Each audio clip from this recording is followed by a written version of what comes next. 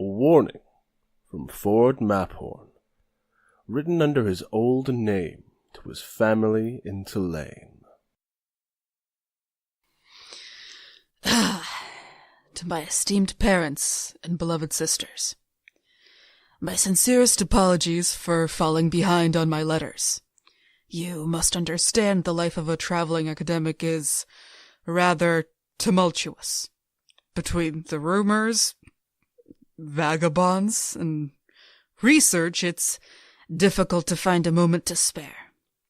Especially considering that my chosen method of practicing my profession does not always put food on the table. Still, perhaps you would be happy to hear that I managed to procure a position on a deep lore expedition. Admittedly, it's not one that puts my education to good use, but the opportunity is too much to pass by. For the first time in years, I feel like I'm close to something. Part of something. Things we found on this expedition are like anything I've seen before. I can't tell you much, but out here, amidst the ruins and, shockingly enough, amidst my idiot coworkers, I feel at peace. Being able to be part of this expedition and what it's doing is, I don't have the words to describe it. Nevertheless, as wonderful as it all is, the amazement I feel at what we're uncovering is somewhat undercut with a sense of unease and perhaps even fear. Please, I beg of you, stay safe. If you see something unnatural, don't let your curiosity overcome you. Look the other way. Run the other way. I fear this expedition may uncover things the world's not ready for. And on that cryptic note, I'm afraid I must leave you. Deep lore waits for no one. I will write as soon as time permits. Your faithful son, Amadeus Linnae.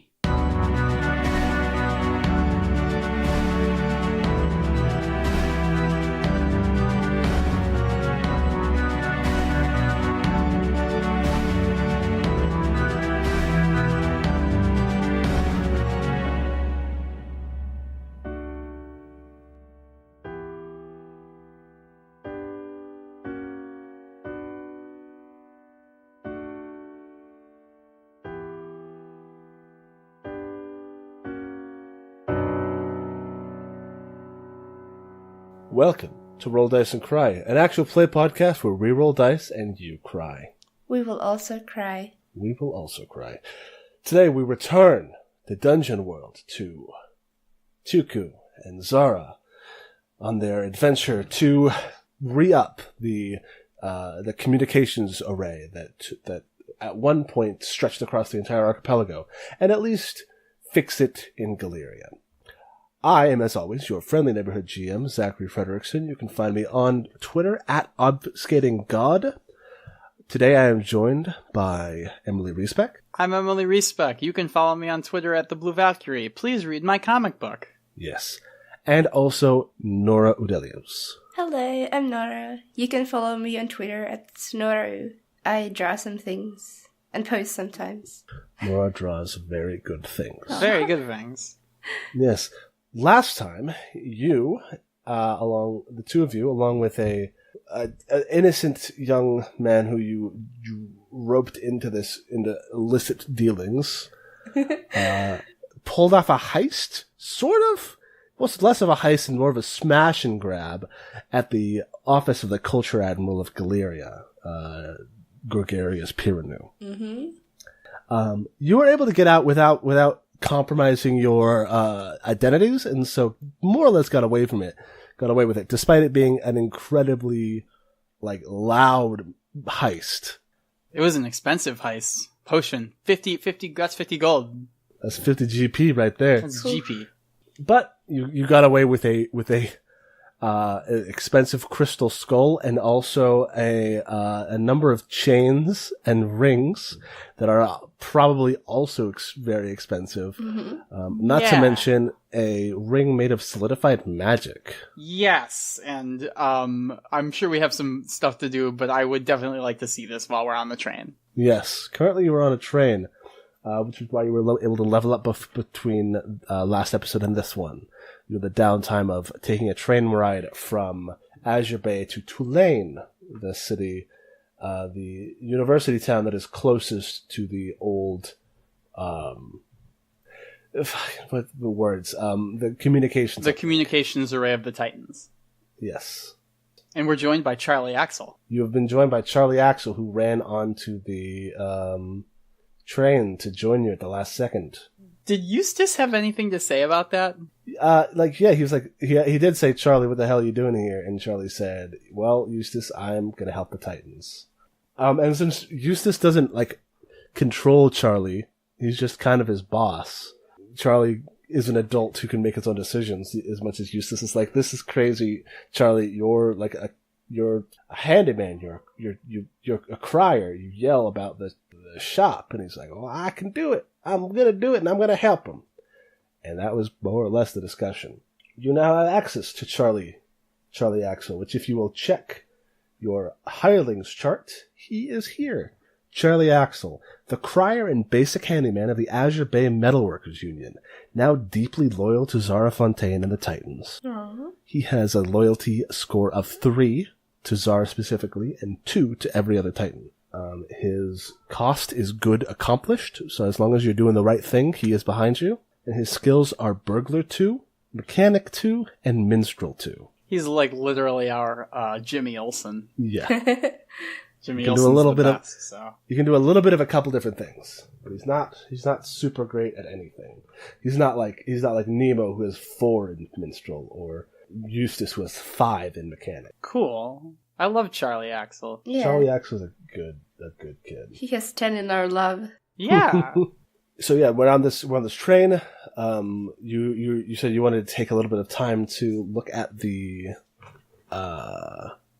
pure magic ring, yes. Yes, the ring of solid magic crystal. I want to inspect if it has any special properties. I have an important question first. What's our train lodging like? Is it do we have our own own car carriage thing with the doors and I think chairs? Yeah, I think there is an open car which is for all sorts of folks. But since this is going to be a couple days, there's also a sleeper car. So you've got one of those little booths with 2 bunk beds in it. Nice. And Charlie is on the top bunk of one of the bunk beds. He would want to get the top bunk over Zara so we can keep an eye and be like, I'm gonna make sure that you sleep the night safely, ma'am. Oh, thank you, Charlie. That's very nice of you, but I don't think there'll be any problems. Yeah, because I'm watching out for him. And then probably Eustace and Nemo are in a different one. Okay, cool. Mm-hmm. Mm-hmm. Yeah, so if Tiku will let me, I'm gonna take a look at that magic ring. Yeah, Tiku's gonna give it to you. Yeah. All right. I'm inspecting it. I want to see. Does it do anything, or is it just magic? Yeah, no, I think it's got like a mild magical ability. Ooh. What's like that I was ability? thinking, it could be maybe a compass ring. Oh, cool. Or a I mean, that would make sense because he's like an admiral. Yeah. I think it's got a little gem on it. Not a gem, like a little carving that you run your thumb over and then it points north. That's cool. Yeah, cool. So not the most helpful thing in the world, but neat. Yes, you could also, if you wanted, consume it to get an extra charge. Forever? It's like an option. Okay. No, okay. an extra charge forever? No. Oh, okay. It's a one-time thing. Yes. Okay. You have a ring that points north, but if you ever need it, you have an extra charge. I'm going to say to Tiyuku, Tiyuku, this is rightfully neither of ours because you stole it. But that being said, you did steal it, so it does make sense that you should have this. because you put in the work to acquire it, and I'm not going to give it back because that would require a social faux pas that I'm not ready to deal with. But he did say he was going to give it to you as a present. That is true, and I wanted to let you know that if I had this, I could legitimately, potentially use it in a pinch. This magic is very highly concentrated, and if I had to, I could use the ring to power my devices in a pinch. Yes? Well, you can have it. I have plenty of rings here. Okay, thank you. And this. And Tuku digs out the crystal skull. Oh my word. I wouldn't say that it has like a move-in jaw. I don't know if it does. Is there a name for this ring? I guess you could just write it down as compass ring. What if it was called the North Star? That's so nice. I dig that. Points north and worn can be consumed for 1 charge. Can be consumed for 1 charge. Quantity 1. Any weight? Nope, 0 weight. What's the value of it? Lots. Priceless. Well, no, I don't know that you would be able to get its value from anybody who would buy it. The other stuff that Tuku got is like really expensive though. Mm-hmm. Let me see if I can find like a little thing about treasure. I'm gonna say that I'm gonna give like half of whatever I get from that to Charlie, because I feel bad that Charlie got shot. Charlie did get shot. You got that boy shot. Yeah, I'm gonna give half of it and say I gave all of it to him. Okay. I'm surprised you're giving him even half. That's pretty generous for you. Yeah. Well, I think what Tuku really wanted was the skull. Okay. And every moment she has where someone's looking, she's gonna do this thing where she like pretends to talk with the skull. Mm-hmm. Like move his jaw. Mm-hmm. Okay, yeah, you're moving its jaw. That's crossed over to kind of creepy, and I love it. Mm-hmm. I'm gonna say it's worth all in all, $250. Whoa. Or $250. Because that's what they use in Galera. They use dollars. But you'd have to fence it, is the thing, because you stole it from the Culture Admiral. Specifically, like, that's not including the skull. The skull is worth much more. It's okay, I'm not selling the skull. I'm gonna sell the rest of the rings though. Uh-huh. I'm gonna try to do that in Tulane. Okay. Cool. So, yeah, I don't know what else, if there's any other train stuff that happens. You're moving along a pretty simple area. Nothing crazy is gonna, like, come out and try to kill you. Nice. Lucky us. Lucky you. Yeah. Alright, yeah, train choo-choo. Choo-choo. And then, yeah, so it takes like 2-3 days on a train to Tulane. You get a chance to watch the Galerian countryside pass you by. There's a lot of like hills, but like rocky hills. It's a very rocky, mountainous country with a lot of like vines and climbing trees and nice. It's a nice place though. I will say that like if there is a chance for me to like go and like look out the window as things go past, especially if it's like, you know, I can go kind of outside on some sort of little balcony and watch. Mm-hmm. Because it's an adventure, and so I want to see like the cityscape as I come in. Oh yeah, no, yeah, for sure. So yeah, you pass along past a little village.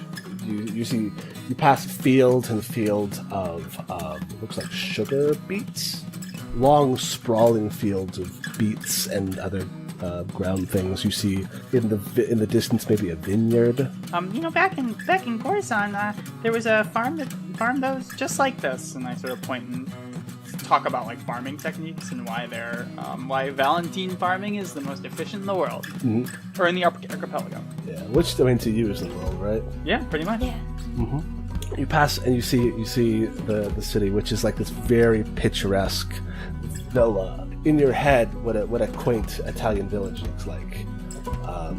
Ooh, it's quaint? Not quaint, but like nice. It's very hilly, but it's hilly in a way that doesn't ever seem to bother the people who live there, because all their houses are built on these inclines. It's overlooking the fields, and then at the top of the hill you see this very big building, or it's like group of buildings with a single tower in the center, with a domed top that looks like it could like come apart, possibly. Ooh, I would like to... Is that the university? That's the university for sure. Yeah. I would like to spout lore. Or rather, I shouldn't say the name of my move, I know. But I think spout lore is kind of an interesting one. I'm going to... I'm a scientist. Mm-hmm. I don't think I've had any formal education, I haven't gone to university. But I'm sure some of my heroes have gone to this university because it's pretty famous, right? Uh-huh. Yeah, so I'm going to turn to Tiku and I'm going to start excitedly telling facts about the university. It is Belvedere University, for the record. The Belvedere University, Mm-hmm. Yep. And so I'm going to roll spout lore, if that's okay with you. That sounds swell. I got a 7. Okay, so 7. So on a 7, when you consult your accumulated knowledge about something, you roll plus int. On a 10 plus, the GM will tell you something interesting and useful about the subject relevant to your situation. On a 7 or 9, I will tell you something interesting. It's on you to make it useful. The GM might ask you, how do you know this? And so, yeah, so you're saying that this is part of your accumulated knowledge of, knowing things about the world, and about the reputation of this university. Yep. So you know that this is it's kind of a naval university, but it's also they have a very big science department. That you don't say. Yeah, so it's a naval university, but they're astronomers and physicists, people who would later go on to become master shipwrights or master astronomers. Bartimaeus Nemo went here for a semester and then went somewhere else too. Because he went to a bunch of different, Nemo has this thing in his reputation of being endlessly hungry for knowledge. And so he went to, universities across the archipelago. I'm gonna slam your boy right here. Okay. Uh-huh. He's Van Wilder. Is he there? What? I don't know. You ever see that movie? I don't know what that means. It's a movie with Ryan Reynolds where he plays this guy who just never graduates college. He's really smart, but he just likes to party too much. Mm-hmm. So he knows all these. He's taken every single class enough to almost get a major and everything. Mm-hmm. Anyway, so Nemo's Van Wilder. What kind? I mean, yeah, he does all sorts of shit. He's very omnidisciplinarian. Yeah. And you also know that it's got a very good medical program. Ooh. A lot of doctors come out of Tulane and Belvedere University. Okay. Mm-hmm. I hope we get a chance to visit the university. I would love to have the professors there are top of the world. I would love to have them see my inventions. Ooh. Yes, that would be interesting. Do they have a treasure department? Well, no, I don't think they have a treasure department. That's not a department of science, you see. But there is a treasure that can be found here. Oh, what is that? It's the most valuable treasure in the world, Tiku. Tiku looks so excited. It's the treasure of knowledge. Oh. And understanding. Oh. Isn't that exciting? So exciting. Jesus. I'm going to turn to Charlie Axel and I'm going to say, yep, this is the place. If you want to learn anything in the world, this is the place. Charlie is on the top bunk and he's kicking his little feet and he says, "That sounds real swell, Miss Fontaine." And yeah, he's excited for you. Yay. And the train comes into the station, pulls into the station. It's a very simple station here. It's only got two tracks, one that goes one way, the other one that goes the other way. It's not this isn't a hub in the same way that Azure Bay. Yeah, Azure Bay was. But it's nice. It's very nice. There's as you come off, people start to filter out. There's people who are people who are coming back from holiday, and their family is there, and they're hi. A lot of reunions and people saying, "Oh, how'd you like it in Castellan? How'd you like it in whatever?" And it's it was great. Oh, I did this and this and this. Seems like a lot of travel goes through Azure Bay and then filters through the rest of the country. Mm-hmm. Yeah, I step off bright-eyed, bushy-tailed, and I give a nice big sniff of the nice hilly air. It is beautiful air. It's very, very nice. You can smell a sweetness to the air, and you realize this is also a big farming place, right? Yeah. Well, that's what I bet it smells a little bit like home. A little bit. It's a very sweet farming place because they harvest sugar beets. And so it's a lot of, as you kind of go through the town entrance, which is this is part of, like Eustace and Nemo get off, and, Nemo's like, well, I, never thought I'd be back here. It's a nice place, but it's kind of quiet. Oh, I think it's wonderful. Do you think we'll have a little time to, look around? I mean, I've never been to the university, and I would love to get a tour. I guess we don't actually know where the uplink is, so if you think that's going to be helpful, useful to have that information. Do we know what the uplink looks like? It's a node, maybe a tower of some kind. Well, ask and ye shall receive, and I point at the big tower of our university. You think that's the one? It could be. I mean, like, it was the set piece when we came in, so. No, yeah. That's Nemo asking you. Oh. I don't know, but it's worth a shot. I mean, if it's probably a tower, then why not start with the biggest one? I mean, you would see another tower from there, maybe. That's also true. That's also true. Maybe these nerds have seen something useful. Yeah, maybe. All right. I'm going to go get us set up at a hotel or something. Mm-hmm. Flint, do you have anything you need to do? And Eustace kind of shrugs. He says, I guess I can get the CAFs unloaded. I don't know why I said it that way. No one's going to know what we're talking about anyway, huh? No, not really. Where are we going to keep them? Also, why did we bring them? I don't know. Why did we bring them? Was it my choice? I forgot. I don't know. Do you think that you would have wanted to bring them? I mean, well, I don't remember. Probably. Well, I guess better safe than sorry, right? Yeah, probably. That makes sense. And Charlie's like, I don't know what y'all are talking about, but it sounds cool. Oh, it's also a secret, Charlie, so don't tell anyone. Okay, But you'll get to see it someday, and it's gonna blow your mind. Oh my gosh. Okay. Well, I'm gonna stick with you guys if that's okay. I don't know if there's anything I need to do right now. Does that sound good? Is it alright if I hang out with you? I look at Tuku. Fine with me. Of course. I gonna say Tuku, Do you want to come with me to the university? Not really.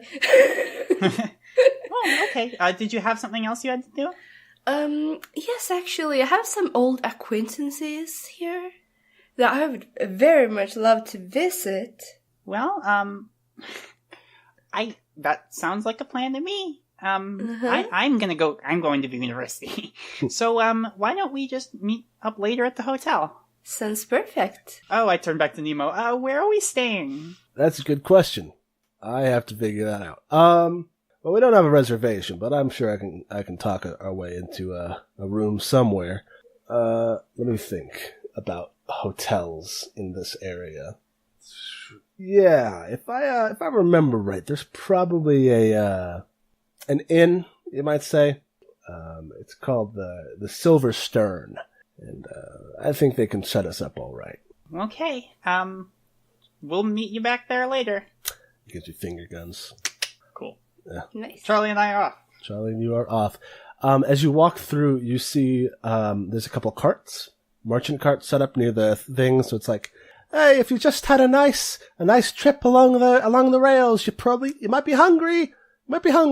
How about some sugared beetroots, or some caramel apples, or? I am hungry. I would like a caramel apple, and I'll buy one for Charlie too. All right. Yeah, I think for the two of you, that's probably like just 2 coins. Cool. Mm-hmm. We eat them on the way, Yeah. and I tell him facts about Belvedere University. Belvedere University. That sounds like a really cool place. Oh, it's wonderful. And while we're at the university, we can investigate where the uplink is. Oh, that sounds like a good thing. Jump, jump, jump. And he chews like a raccoon with his mouth open. Oh yeah, I gingerly eat my caramel apple. Mm-hmm. Awesome. So yeah, you head up to the university. Belvedere University is named after Foremost Belvedere, the High Admiral of Galeria, and his legacy. I don't know. I think Belvedere might just be his, like, the family name. There's probably been a few Belvederes since the High Admiral. I don't know if that's necessarily like a line of power, like a line of procession. But it's a family. So he's not the current admiral. No, he is the current admiral, but I don't know that it was named. Maybe it wasn't named for him specifically, but like his like grandfather or great grandfather. What I mean to say is, I don't think that the Belvederes have always been the culture admirals or the high admiral. It's like how there's like some like the Roosevelts, Yeah, sure. They've been an important family for a while, but he's the current high admiral. Yeah. Okay, cool. Belvedere. Yeah. Foremost Belvedere is the current high admiral. Foremost Belvedere. What kind of a name? Foremost. Mm-hmm. Yeah, he's foremostigly. You also pass. There's a bank in town. Oh no. There's a market. Nice. Yeah, there's all sorts of stuff. You and Tuku both notice that there are a lot of humans in town as well. And there's a lot of humans, goblins, bugbears. There's a few Koshaki. There are a couple, but not a lot, because most of them stick around. Yeah. But a thing that you notice among bugbears, humans, and orcs is a lot of, like a few of them, not like a large percentage, but like enough that you notice that it might be a thing, are wearing uniforms, like military uniforms. Ooh. They're wearing red jackets with white trousers and black boots. And all their jackets have a gold cord across the shoulders. Do I know what this means? You can like maybe spout lore and see if it's something that you know about, but I don't know that you would know much about military factions. Well, I got a 10 on spout lore. It sounds like you know more than I expected. So yeah, I'm gonna point and whisper to Charlie what that means. That means that they are Berengar soldiers. Berengar soldiers. It's like, oh my gosh, what's that? Berengar is one of the 5 families of Beren. Mm-hmm. There is Berengar, Argent, Roche, Walden, and Jaeger.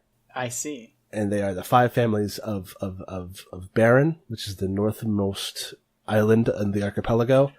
Mm-hmm. Is a place that is kind of very like similar to like their uniforms. You can see would be very similar to like 17th or 18th century Prussian uniforms. Okay. Where they've got like the piping on their jackets and the buttons and it's very nice and fancy. And Berengar is specifically the military family. They are mercenaries who train people who come to them from across the archipelago, who get training from them and then are sent out as mercenary soldiers. To the point where they're kind of like the de facto military police of the entire archipelago. So if they're here, I can presume that something is maybe a little amiss. Maybe, or you could ask maybe around town and see what information you can get about them. Yeah, I'm gonna No, I think I'll wait for now. Yeah, I would say that you would know that they also have like bases. I can ask about that later. I'm gonna go to the university first. Okay. I have a one-track mind. Mm-hmm. So yeah, the university is this big sprawling thing. It does have a wall around it, like a tall stone wall with a wrought iron gate. And it's covered in ivy in a very aesthetically pleasing way. Not like it's overgrown, but like they cultivate it. I stand in front of the gate with Charlie, and I'm going to say to him, I'm going to sort of take a deep breath and exhale, and I'm going to turn to Charlie. I'm going to say, when I was a little kid, I wrote an application letter to try to get into this university. What'd they say? Oh, they said no because I was 8. And it was written in crayon, and there were some misspellings. But they were very nice about it, and they sent me back, and it was actually a candy. like from the local area, and they said that they were very welcome to apply, and that when I was older, I should apply again. I never did, but... would you remember who it was who wrote the letter back? I mean, I made this up right now, so I'm gonna go off. Well, it was signed by one person. Okay. It didn't say like the office of so and so. You might have thought that it was like maybe this was like the head of the university or somebody who was like, they just put his name on it because they put his name on it. But it did have like this nice little thing about how important it was to always be searching for knowledge and to never give up, regardless of the You know what? I'm actually gonna. You're saying this, and it sounds more interesting than just having it be like a thanks for your letter. So let's go with this. Let's go hard with this. I think it's cute. So yeah, it was. I mean, what you might have assumed we wrote because it was written in a very eloquent way that made you seem like, oh, they probably like came up with this and they write it on all their letters, maybe. But it was, something encouraging you to keep learning and to keep seeking knowledge, regardless of if it was here or anywhere else, and that you should apply when you were of age. And it was written to you, it was signed by Professor Orion Montauk. That is OrionMontauk.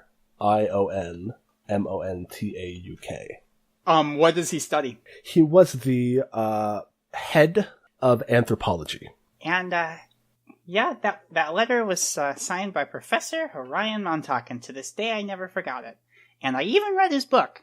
It wasn't for me. Anthropology isn't for me. It's very boring in my opinion, compared to things like magic science and applied physics and all that stuff. So it wasn't for me, but I appreciated it.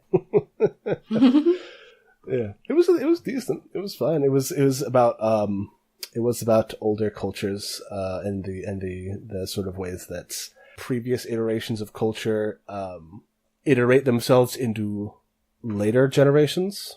The ways that things change but things stay the same. I tell all this to Charlie, by the way, regardless of whether he seems to care. Yeah, he's like rapt. He's listening to your every word. He's got the apple in his mouth now. And it's like, that sounds really cool. It was. How do we get in? Oh, I don't know. I look around for a doorbell. Yep. There's a plaque on the gates, and it says the doors to knowledge are never closed, even though the gate is currently closed. The doors to knowledge are never closed. Okay. But there's a bell next to it. Well, let's just ring, shall we? And I ring the bell. Ding-a-ling-a-ling-a-ling-a-ling-a-ling-a-ling-a-ling. And yep, and you hear like some shuffling on the other side as someone comes from the side.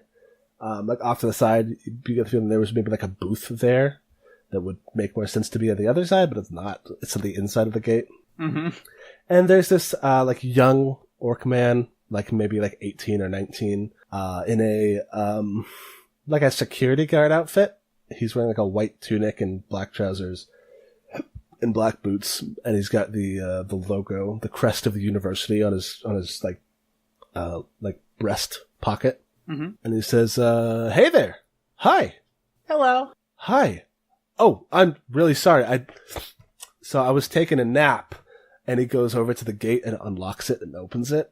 And I'm supposed to check everybody who comes in, and I wanted to take a break so that nobody came in, so I didn't have to check anybody. But I'm awake now. Don't tell anybody, please. Lips are sealed. Cool. My name is Jacopo. How can I help you? Hi, Jacopo. My name is Zara Fontaine, and this is my good friend Charlie Axel. And we would like to visit the university. Oh, awesome. Are you like prospective students or? Well, not exactly. We're just tourists, really. But we do have something that we're sort of looking for, and we believe it might be in the university grounds. Oh, dang. Okay. I guess you probably want to go to guest services first. And I'll just tell you where you need to go from there. Sure. Cool. Do you offer tours of the university at all? Me? Not you specifically, just in general. Oh, yeah. Probably. Yeah. Yeah. This guy's very good at his job. He's 19. This is probably like his second job total. Nice. Yeah, no, that should be in the guest hall. It's that way. He points, and you see there's like a path through the grounds. The grounds have a lot of trees on them, and there's benches underneath the trees so you can sit and read in the shade. And then this kind of winding path. You see ahead of you. There's a big fountain, and then past that there are various school buildings. And he says, "Yeah, if you just go past the fountain, it's the first one. It's in the middle. It's one of the smaller buildings. It's really hard to miss." Thank you very much. And he gives you a salute, and you see his booth, which has he was reading a comic book. Oh, nice. Was it about the Titans? Yeah, probably. Oh, good. Oh, okay, yeah. I sort of noticed that really quick, and I go, oh, is that a sequential art? It's a scientific. Yeah, it's a called a SSAB. It's a syndicated sequential art booklet, or Nice. a SAB for short. I was never a big fan of those, but is that one about the Titans? Yeah, this is Ipithes and his daring feats. Oh yeah, Ipithes was really cool. A little, I always wonder if he was maybe a little shorter than people said. Yeah, I mean, he is very big in the books. I'm sorry, I don't really talk headcanons much. Oh. Yeah. Who's your favorite Titan? The one in Ipithes. Oh. Pretty cool. He had like a ship, it's called like the Tempest. He sailed all over the place and fought a lot of like sea dragons and stuff. Yeah. You know how like Well, we love sailors here, so I love sailors. yeah, fair.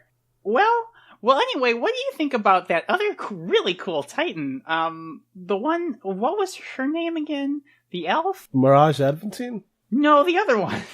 Also, I don't think Mirage was an elf. Like I said, headcanons. Whatever. Arto Clearwater. Oh, okay. What do you think about You did Arto? know who she was. She was cool, I guess. I thought she was pretty cool. Cool. He's kind of like... Well, anyway, enjoy your comic book. Come on, Charlie, let's go.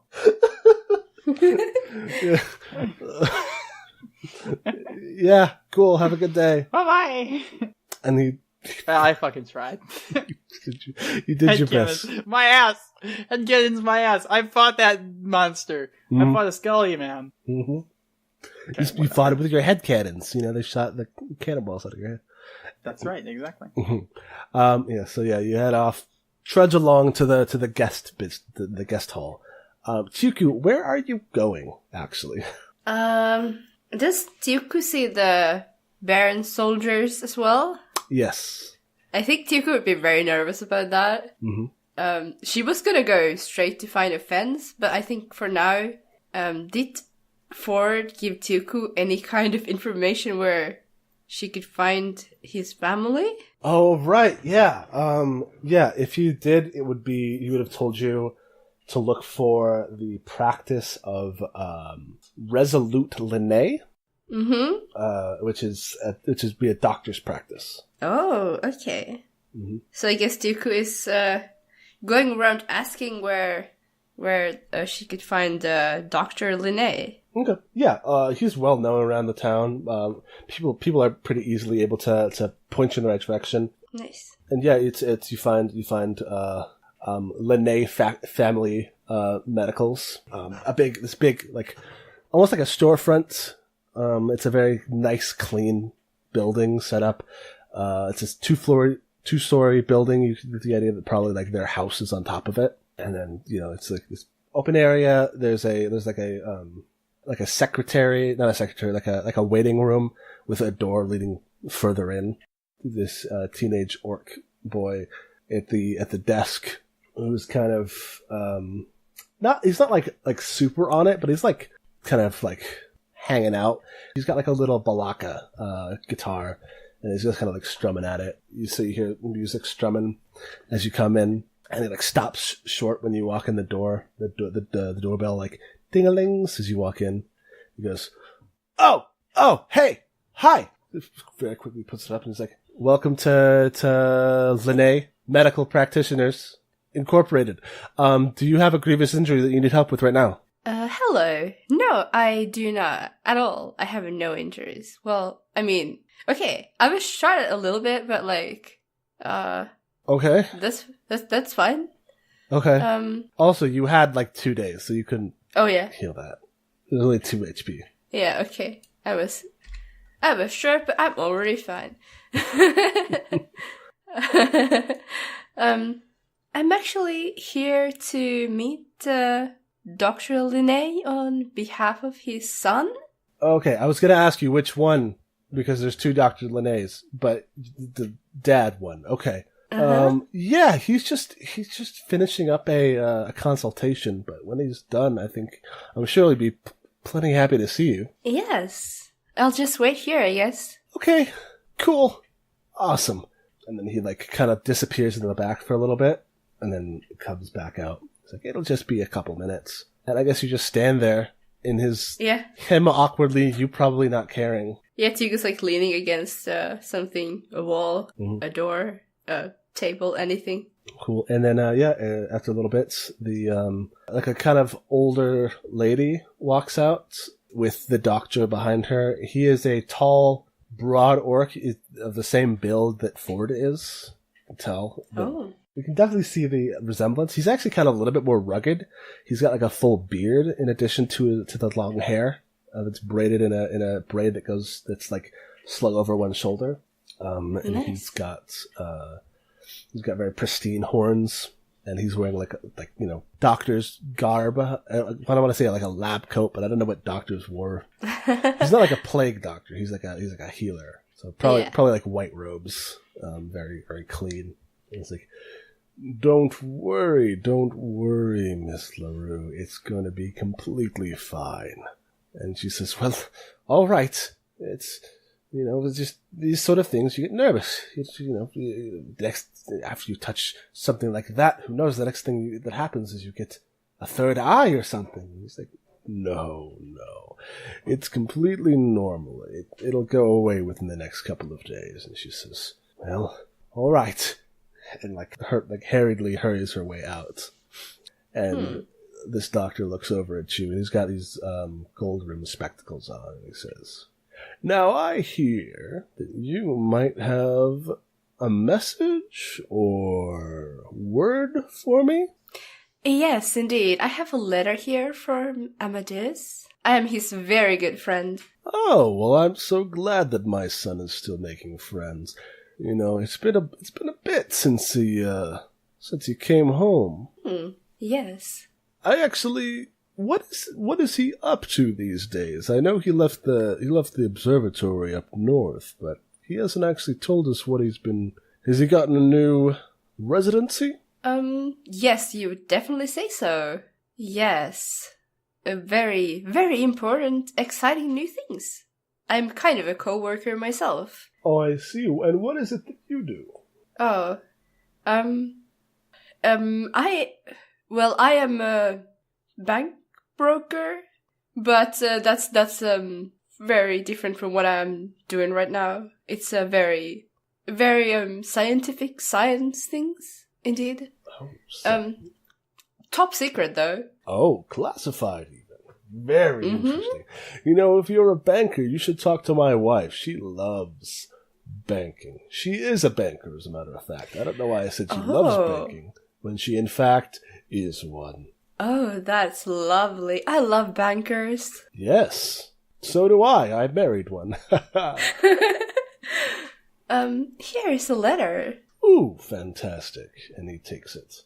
Says, I'll read this later, because it would be rude to read in front of a guest. May I ask, though, that lady, she mentioned touching something. Oh, yes. Apparently there's been some, I don't know, strange sightings a little bit east of here on the road to Fondant. Well, a little bit north in the woods. She might, she came across some, well, she actually left some with me. It's a strange little substance. I don't really know what to make of it. And he goes back into his room and pulls out in his a thing on a dish. It's this weird pink rock. Oh, yeah, interesting. Yes, I don't exactly know what it is, but she was worried it was something radioactive. Thankfully, I have at least enough sensors to detect any notable magical radiation, and it doesn't seem to give off any. One of my companions here is actually an expert on this. I might call her in to look at it, or take it to her, maybe. Well, I certainly have no use for it. If you'd like it, you're welcome to it. Thank you. And he hands you this little block. It's like it's like pink. It's kind of like consistently wise feels like it might be like a bar of soap. But it's like the size of a I don't know what coins you have in Finland. I was gonna say We have euros. it's about the size of a quarter or a silver dollar. I know those. I have been to America. Oh, okay. So the size of a silver dollar, but like thicker. Maybe like a poker chip. Okay. Yeah. If you want to like inspect it anymore and like tell me what you do to it, I can tell you if it reacts in any way. I don't think Tuku wants to mess with this. Okay, so she just like puts it in a pocket. Yeah. And he says, by the way, if you go by the market and see my daughter, you can ask her to come back to the practice. I want to go get lunch. All right. I shall do that then. Also have one question. I noticed some Baroness guards around. Ah, yes, the Baroncar boys. They've got a station up north, just out of town. They're, I guess they're what you might call... Other places could have a militia or a city watch. They mostly do that for us here. Unless you pay them to do other things, in which case they could do those other things. You know, if you're going somewhere dangerous and need a little extra muscle or something like that. Very good security force, I've heard. I've never needed one, of course. And he, like, kind of flexes a little bit. My wife is very strong. Well, Ford is his father's son. Oh, he says his wife is very strong, too? Yo! Yeah. Ford's dad. He's got a daughter named Victorious. Oh, Yeah. it's very good. She's a captain in the fleet. Mm-hmm. It's not the daughter that lives here, though. That's Amelie. Oh, and later, if it would be lovely if I could chat some more. I would love to hear any embarrassing childhood stories about Amadeus. Oh, absolutely. You should come by for family dinner. We're going to have fettuccine. Oh, that sounds absolutely wonderful. I would love to. It does, doesn't it? Yes. He's like a very smiley guy. He's got like a ever-present grin. Mm-hmm. Nice. Well, if you see Amadeus soon, you should tell him to come home too, because we do miss our son dearly. Of course. I'm sure he will visit sooner or later. I certainly hope so. I'm very sad that I haven't seen him in so long. Grin. Well, I hope that letter explains more of what we're doing, maybe. Maybe. It could be a new recipe for fettuccine. Uh-huh. Like, he's not, like, telling the sauce he's having with it, just the type of pasta. It's like, I guess like we're having, people say we're having spaghetti, but you assume spaghetti with, like, a red, like, tomato-based sauce. Yeah, it's fettuccine Alfredo. Oh, that's nice. good. I made some of that last week. It was pretty I have wanted it for months. My family is on a no-carb diet, so we haven't had pasta at home. Oh, no. That's rough, buddy, man. That's rough. I might go to like Olive Garden or something just to get the fix. I really want some. I don't know where else you go to buy pasta. Okay. Well, we'll either cut this out, or actually, this is good. Pasta Talk, our podcast, our new like side podcast. All right, Pasta Cast, yes. But yeah, so is there anything else you want to talk to Resolute about? He does not look like the kind of guy who knows like shady stuff, does he? No, he looks as square as they come. Yeah. Yeah, so probably no. All right. Oh, wait. Are there any part of the city that I should avoid? I have never been here before.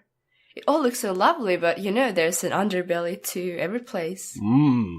Yes, that's true. I would hate to have a friend of my son become on the wrong side of any ne'er-do-wells or rapscallions. I would say, if I had to say anywhere to avoid, I would avoid the wretched squall. It's a little rundown. They named themselves the Wretched Squall, man. Yes. It's what you might call a seedy bar, a dive bar, if you will. Oh, I see. Yes, all sorts of ne'er-do-wells hang out there. You know, punks and hooligans and such. Oh, terrible. And ruffians? And ruffians, even. Oh my god. And rapscallions? Oh, the worst kind. Oh my god. Yeah. Well, You wouldn't catch me dead there. I I won't go anywhere near it. Fantastic. Good to hear it. I know that any friend of my son is, of course, on the up and up. Of course. Of course. He just kind of grins and stands there. Yeah, and Duke's gonna say bye and head straight for the bar. Oh, well, she's gonna go to the market to tell Emily first Okay. what she was told to, but then she's like gonna go find this bar. Yeah, I mean, it's not that hard to find Amelie, because she looks like Ford, except more like feminine, I guess. She's got a similar like jaw structure, and the horns.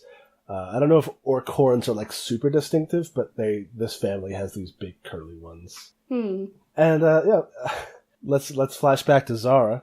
Zara, you're going to the university to like look into so you arrive at the guest hall, Zara. It is like a very open building with very high, tall windows, and a vaulted ceiling. There's like tables set up around the area, specifically like with like chairs around them, and then there's like a list. There's like a counter on the left that says advisement. Cool. And then there at the very front there's like a receptionist or a greeter who looks up as you come in and then says, "Oh, hello, hello, hi," and it's this young, probably like 16-year-old orc girl. She's got like a little like stand-up thing on front of her thing that says Defiant. Defiant. Mm-hmm. Orc names are wild. Yeah.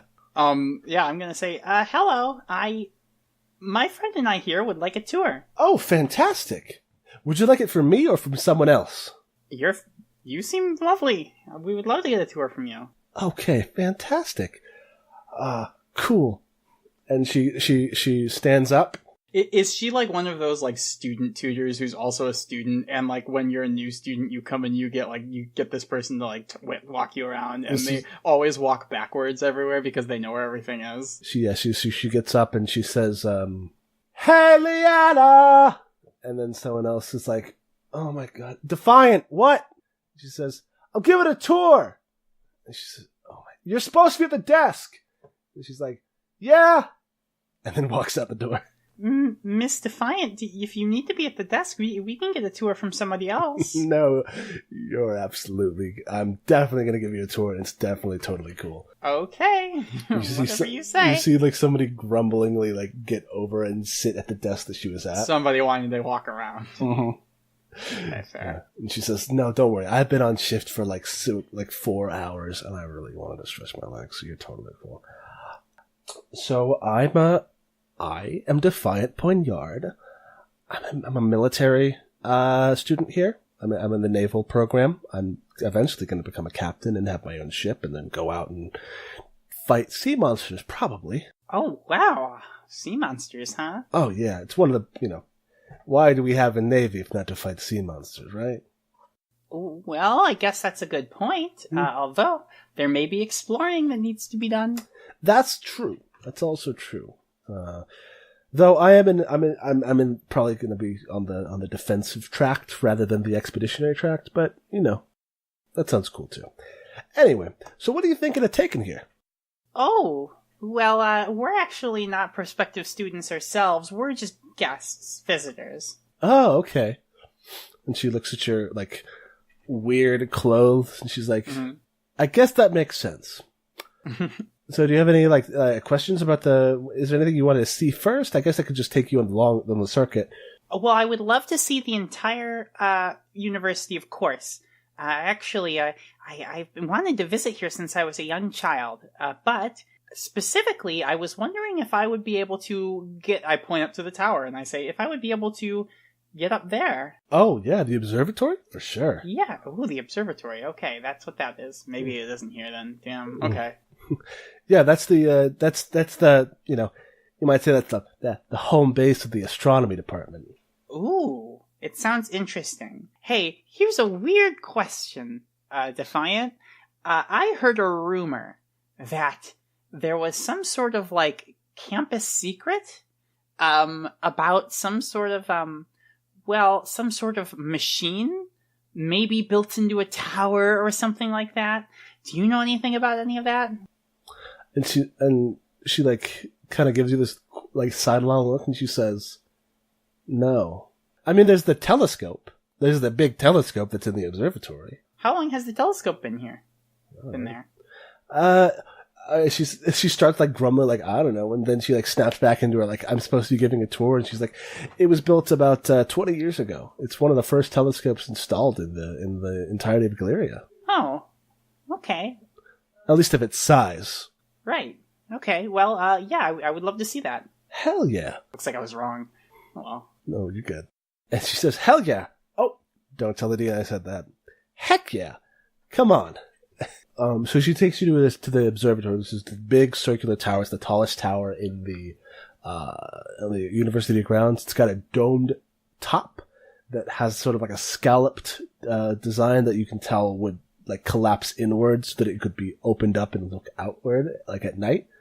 It's probably like midday or early afternoon at this time. And you come up and you see there's a couple of other teenagers who are like hanging out outside the tower. Are they smoking the Koshaki pipe leaf? They're probably just smoking cigarettes, tobacco. Cigarettes. Mm-hmm. One of them's like leaning against the wall. The other one's like squatting.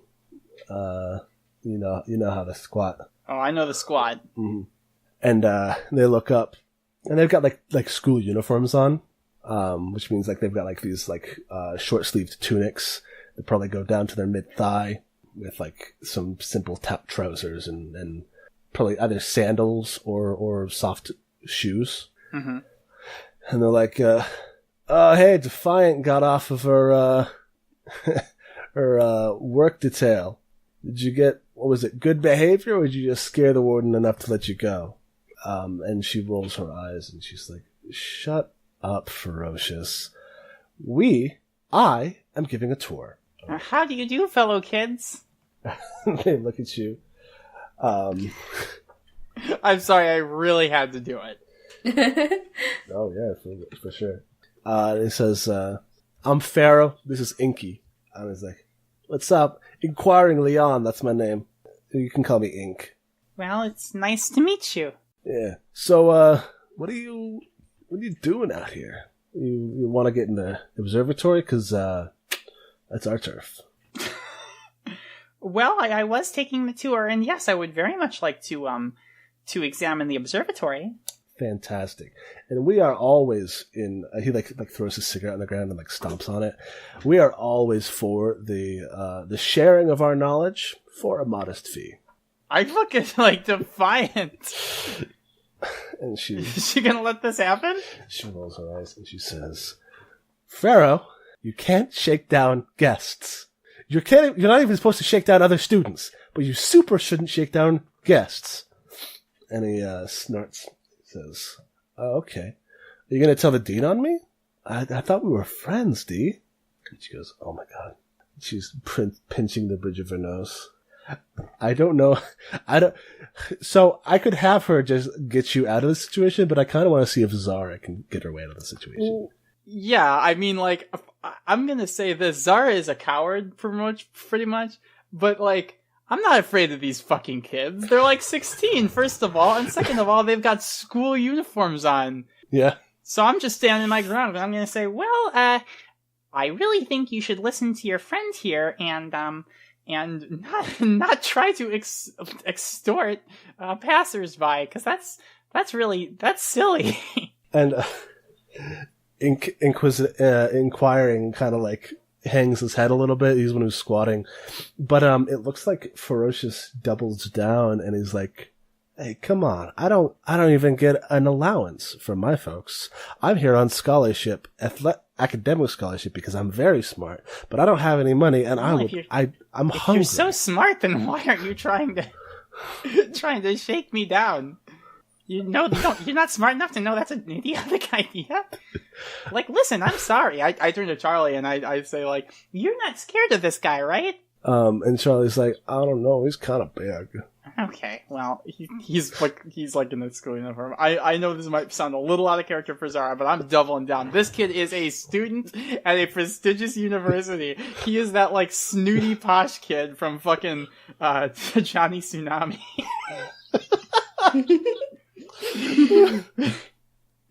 Was that the name of the movie? Johnny Tsunami? That's a movie. where he was snowboarding and the kid was like, skiing is better. I don't know. I never saw that one. Whatever. Anyway. Okay. I'm going to stand my ground. Is he going to come up to me? Yeah, he's going to like come and tower over you because he's an orc and you're a bunny. I adjust my goggles on top of my head and I say, well, I'm afraid you leave me no choice. And I click a button on the goggles, and this is my clockwork amplification goggles, by the way. Which is elemental electric gadget, shocks things. Enemies hit by it are stunned. You can use it to blast things away, create light. I'm gonna stun this guy with a little bzz.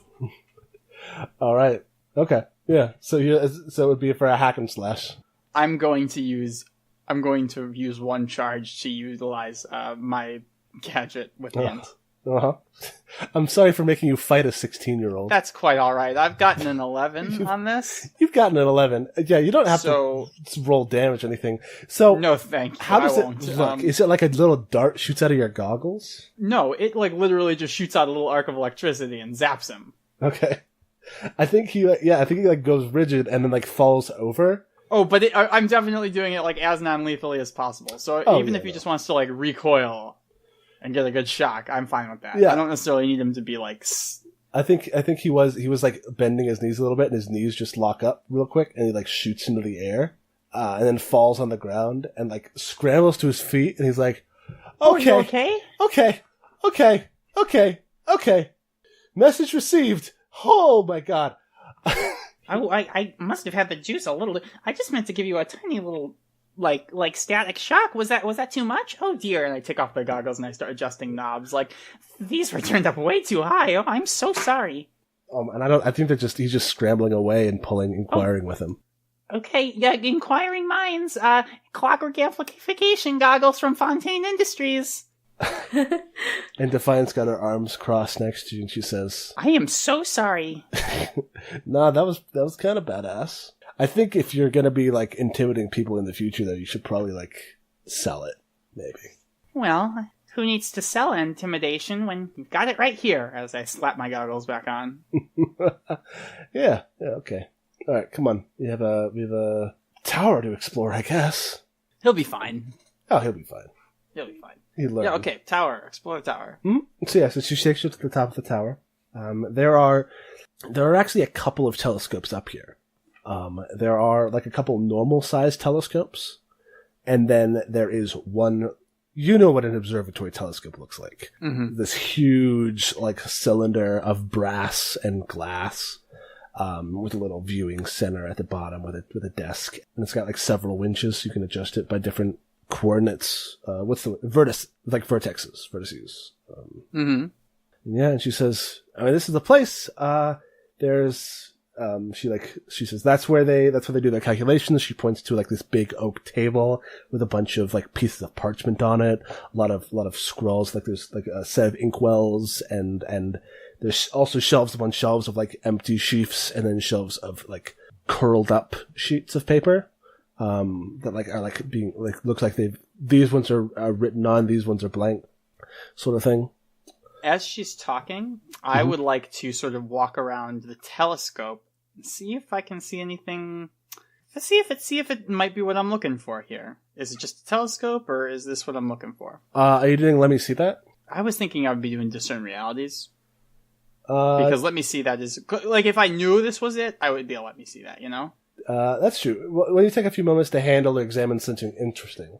Ooh, yeah, that's true, too. I think this is, you could also discern realities, but this is a more specific thing, you know what I mean? Yeah, the reason I kind of actually think I do want to do discern realities is because I need the question, if I do get it to work, I need the question, what's not what it appears to be, which is not for Let Me See That. That's true. Alright, so yeah, I guess in this case you have to roll whiz as opposed to otherwise you wouldn't have had to. Yep. And I got a 12 on that because I'm unstoppable. What an extremely intelligent rabbit. Well, extremely wise rabbit. Very wise rabbit. A wise wascally rabbit. Yeah. Yep, and that means I get to ask you 3 questions, and I'm going to start with what here is not what it appears to be. So I'm going to disappoint you a little bit. The telescope is what it appears to be. Damn it. Okay. Well, I it was worth a shot. Yeah, for Winston sure. Wilson. You do notice that Defiant is watching you. For a second, it looks like her eyes flex in a weird way. Like, you know how your pupils dilate and undilate? Ah? Hers do them in like a weird direction. They look like they're a little narrower, like almost like a snake's eyes. Okay. Is the lizard people among us? Oh my god. What should I be on the lookout for? So she's not dangerous, I'll tell you that. At least not to you, and at least not right now. You should be on the lookout for a one of the. Do you look at any of the telescopes? Do I look at what? Any of the other telescopes? Oh, I mean, I imagined I was just walking around the room, so sure. Yeah, you look through one of the other telescopes. The one it's an eastern-facing telescope from the thing, and you do see nestled in the woods to the east, in the rocky woods. There's a kind of squat, broad, like thick stone tower. Okay. Maybe that's what we're looking for. Might be. Okay. What is about to happen? You like take your eye away from the thing and you see Ferocious and Inquiring like scurrying up to the tower, up to the observatory with a couple of other students and also one person wearing black robes who looks like an older man. Oh no. Oh no. You're going to detention. Oh shit. I'm going to like sort of slip next to Charlie and I'm going to say, Charlie? Yes. Don't freak out. But Okay. I think we might be in some trouble. Oh no. Shh. We're supposed to save each other from trouble. Yeah. So just keep your eyes open. Okay. He widens his eyes as wide as they go. And to Defiant, I'm gonna say, well, this is really wonderful. And I can see some really great stuff from up here. It's very, very interesting. Shall we continue the tour? He says, yeah, that sounds great. That sounds fine. Come on. And she just starts heading downstairs. As you hear the door downstairs, like, boom, bang open. Oh god. What could that be? I don't know. She says, Does she laugh? no, I'm laughing. Okay, that's you It's laughing, like, okay. you know what it is. I know, I'm just trying to get her to... I don't know what's up with her. Okay, fine. I follow her downstairs. Yeah. Wait, is this on the outside or is this like inside? It's Am inside. I inside right now? You're I'm inside. outside. Yeah, Shit. you're Is inside. there any windows? Yeah, there's the windows. There's like a little balcony outside where the telescopes were. Okay. I'm gonna stay up here. Okay. I'm gonna say, Charlie, why don't we just wait up here? All right. And then she like starts going. She's like, okay, I guess I'll go see what it was. And she starts walking downstairs. And she says, hey, Dean Royale, how's it going? And you hear an older voice say, Miss Poignard, I have been made to believe that there are interlopers on school grounds assaulting students. Okay, I'm not, this isn't like, when you said black robe, when someone says black robe, I just assume evil wizard, which is probably very, very rude of me, but like, I wasn't taking any chances. Okay, I'm gonna walk down, I'm gonna say, okay, come on, Charlie, it's just the dean. Okay, who'd you think it was? I don't know, some sort of evil villain? Oh, okay. Look, I haven't been at this adventuring thing for very long, so I don't know what to expect. I'm just kind of going off the stories I've read as kids. You thought they brought a necromancer to deal with you? Does Charlie say that? No, that's me. Okay, well listen, I say to Charlie, like, I haven't been an adventurer for very long, so I'm just kind of winging it based on stories I've heard, and pretty much every one of them, black robe sort of person, usually bad news, but this is probably fine. I mean, it might be bad news. He's a dean. Yeah, but what's he gonna do? Expel us? That's true. Okay. He comes downstairs with you. And yeah, you see this old orc. He's got curly ram horns and like wispy white hair, mostly balding, and he's wearing these big old spectacles, and he says, "Ah, are these the interlopers of which I have heard? Hello. Explain yourself this instant." Okay. Behind him, Ferocious is like, "That's the one. She shocked me with a lightning bolt." Shocked you with a lightning bolt? That sounds preposterous. I mean, everybody knows that only elves can use magic. What could I do? I'm just a Laganel. That is very strange to see a Laganel this far from the shores of Valentina. Well, not all of us are farmers. Yes. What are you? My name is Zara Fontaine. I'm very happy to be visiting this prestigious university, and I'm an inventor. I see. And, Ferocious is like, "Yeah, she invented a thing that shot me with a lightning bolt." Okay, I'm gonna come clean with you. I did in fact use one of my inventions to briefly and safely incapacitate. No, that's not the right word. Maybe we should say to defend myself from one of your students. Defend yourself, I hear. Why? Does Ferocious look like sorry or a little sorry, or when I say that, does he look like, oh crap, I'm gonna get in trouble? A little bit, yeah. Okay. I'm gonna sigh and I'm gonna sort of say,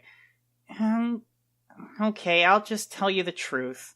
I was talking to your student here, asking him some questions about the campus when I hold up the goggles and I say, when these had a small malfunction and they did, unfortunately, shock him. I'm very sorry. I take off the goggles and put them in a backpack and I say, it won't happen again, I promise. And he looks at you. Could you defy danger charisma for me? Sure. I understand it's still defy danger, but I want to say I'm telling the truth. That's a 9. So he looks down at you, this old orc with the ram horns, and he says, very well, but there must be some reparations made for the damage of our student body. I will give you an option, Ms. Fontaine. You may pay a fee of damages, or you may assist the school in an issue that requires assisting. Well, what's the fee and what's the issue? Fee of $50. 50 coin. Yeah. That's a lot of fucking coin. I don't have that kind of coin. You don't. Come back to my office.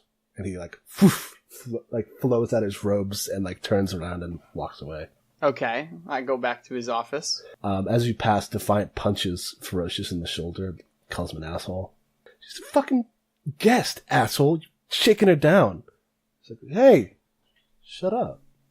Hurt. I did this fucker a favor. He better know. I fucking did this motherfucker a favor. Mm-hmm. You're welcome, piece of shit. Shouldn't call him that. So Dean Royale brings you back to his office. His is a pretty simple office. He's just the Dean of Disciplinary Action. He's not like a very important dean. And he says, all right, as you will not know because you do not go to this university and you do not know anything about this place, but as I will tell you, we have, not recently, but within the last year, lost one of our faculty members. Professor Orion Montauk has gone missing. Professor Montauk? Yes, he was the Dean of Anthropology. Yes, thank you. Yes, I've heard of him. I read his book. We have reason to believe he went missing after going hiking somewhere to the east. While it has been so long that we can't hope to possibly find him alive, it would at least do our student body and faculty's minds well to at least recover his remains. I can tell from your garb that you are some sort of adventurer, so I would like to request that you recover Professor Montauk's body and bring it back in however many pieces as you can manage. As few pieces as you can manage. Well, I actually did need to travel eastward, so Yeah, of course I'll help. If I find his body, I'll be sure to bring it back. I hope he's not dead, though. Well, he hasn't been home in over 8 months. So, Oh, gosh. yes, strange. What could have happened to him? You said he was traveling. Was he hiking? Was he... Yeah, he had some mad idea about ancient technologies. Ancient technologies, you say, huh? Yes, he was so frustrated that he couldn't get the board to approve funding for for expedition. He decided to go on his own. Old fool. Well, I don't know anything about ancient technology, but if I come across him, I'll bring him back, the body, or hopefully him alive. I admire the optimism of the young. But as the matter stands, there is currently a group of students in the area who have not been able to find him. So surely he would have made himself known to them, and he has not. So you can only imagine that he has expired. Well, again, I certainly hope not. When you do head out there, try to make contact with the Belvedere University Archaeological Society. They are a group of very promising students who, galvanized by Professor Montauk's terrible sacrifice, hoped to find something to honor his legacy. Okay, that sounds like a plan to me. Fantastic. Thank you very much, Miss Fontaine, and please, in the future, do not damage my students. Yes, sir. I apologize. Wonderful. And yeah, so he kind of just waves you out of his office to wait for the next student to come get him in case something bad happens. So what are you doing? I think I know where we need to go.